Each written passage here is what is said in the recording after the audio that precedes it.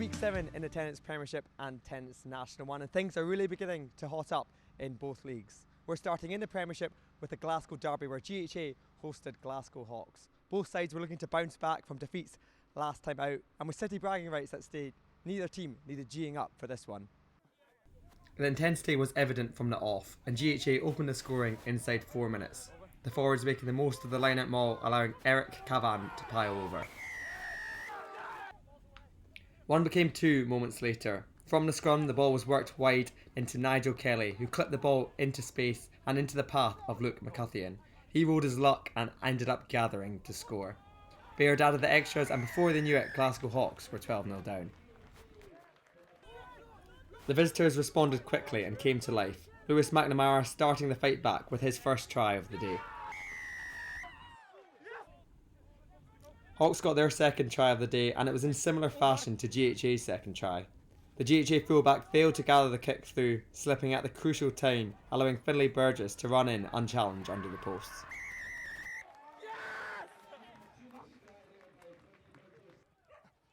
Brim slaughtered the conversion to give Hawks the lead, and from there they never looked back. Harry Hughes celebrated his debut in style with a try just before half-time to give the visitors some breathing space at the break. Hawks had the bonus point secured 8 minutes into the second half. GHA couldn't halt the driving maul before McNamara peeled off to touchdown for his second try of the afternoon. GHA found their second win and hit back through a Lyle Archer try, giving the home side some hope.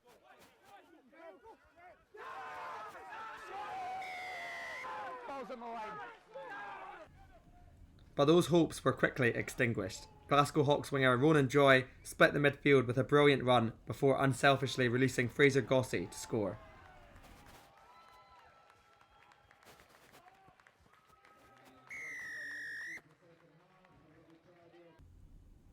Brims added the conversion and then another penalty to put the game beyond all doubt and capping off a derby day to remember for Hawks.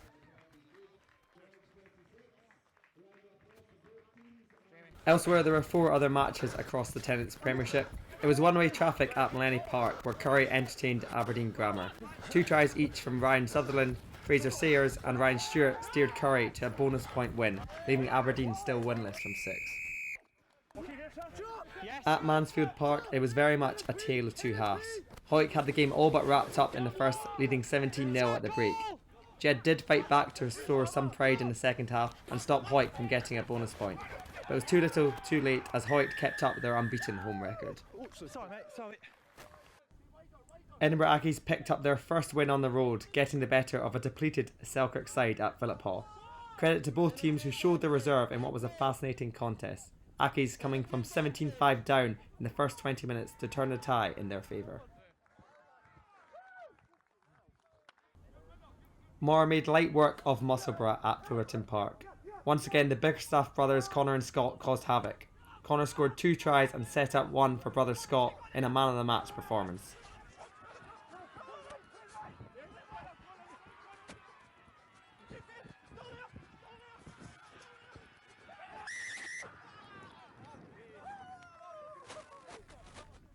The bonus point win for Mar means they stay top of the Tennent's Premiership. In fact, the whole table remains unchanged after the top 5 won and the bottom 5 lost.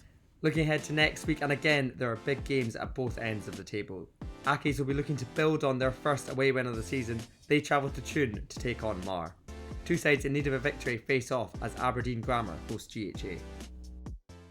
Tennent's National 1 now, and after being postponed last week, Dundee were looking to get their campaign back on track. They took on Stirling Wolves at Bridgehaugh. It was the hosts who got off to the perfect start. Andrew Rutherford opening the scoring after just 2 minutes scoring in the corner. Despite the slow start, Dundee hit back shortly after. Fraser Mackay popping this ball off to Daniel McGinn to go over. Jonathan Hope restored Stirling's lead with this penalty. Hope added another penalty, this time from out wide, to increase Stirling's advantage. The home side increased their advantage moments later. Ben Salmon slalomed his way through the Dundee defence to score.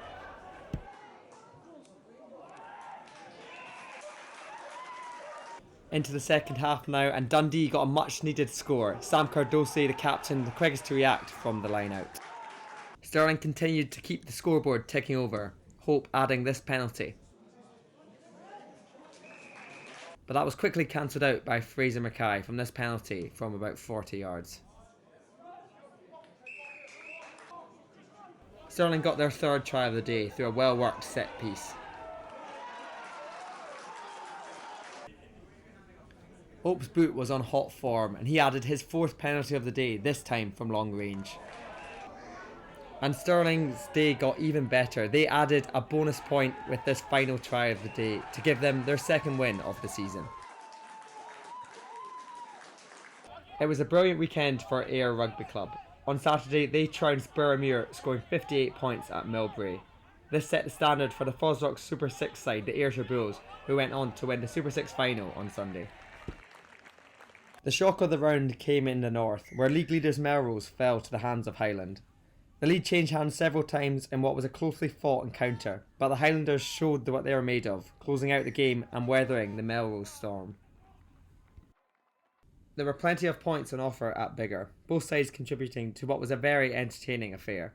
In the end, Biggar blew away their opponents, scoring 54 points and making it 6 wins from 6. Gala made it 4 wins in a row, putting 50 unanswered points past Watsonians. Netherdale is becoming quite the fortress for Gala. For the second time in a row, Gala won without conceding a point. Heriots made it 3 wins on the bounce as they took down Kelso, leaving the Borders with a bonus point victory. The win for Biggar, coupled with the defeat for Melrose, means that Biggar narrowly lead the way at the top of Tennent's National 1, only points difference separating the sides.